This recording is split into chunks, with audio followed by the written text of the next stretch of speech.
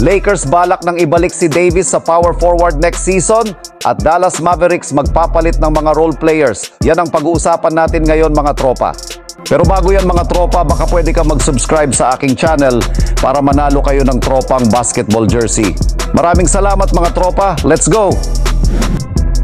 Sa pagkakabigo nga po mga tropa ng Dallas Mavericks sa NBA Finals, ayaw nga po ng kanilang team na mag-aksaya pa ng oras dahil kasalukuyan na rin naman nga po sila na gumagawa ng iba't ibang plano para mapalakas ang kanilang team. Bagamat man naging maganda at maayos ang kanilang kampanya papasok sa NBA Finals, aminado ang kanilang front office na meron pa rin napakalaking kahinaan ang kanilang team. Yan nga ang hindi nila pagkakaroon ng legit at mapagkakatiwala ang second unit at mga role players na makakatulong sana kina Kyrie Irving at Luka Doncic sa mga crucial nilang laro. Inaasahan sana nila si PJ Washington at Tim Hardaway Jr. para makatulong sa kanilang duo kapag nagpapahinga ito. Ngunit napatunayan nga po sa finals laban sa Boston Celtics na napaka-inconsistent nga po nila sa kanilang mga laro. Kaya nga dahil dyan mga tropa, nakafocus nga po ang Dallas ngayon na kumuha ng isang superstar caliber na magaling at consistent ang kanilang paglalaro at marunong sa low post na pwedeng itandem sa kanilang dalawang superstar na sina Kyrie Irving at Luka Doncic. Anong masasabi nyo dito mga tropa? Pakikomento naman sa ating comment section.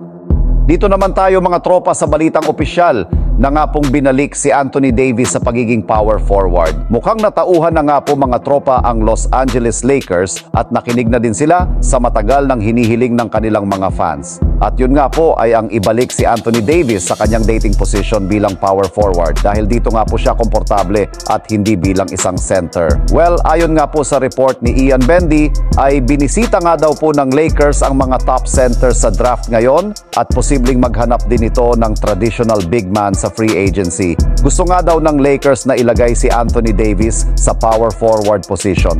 Last week lang din po ay lumabas din ang report ni Mark Stein na interesado nga po talaga ang Lakers sa 7-on-4 big man na si Zach Edey para sa kanilang 17th pick.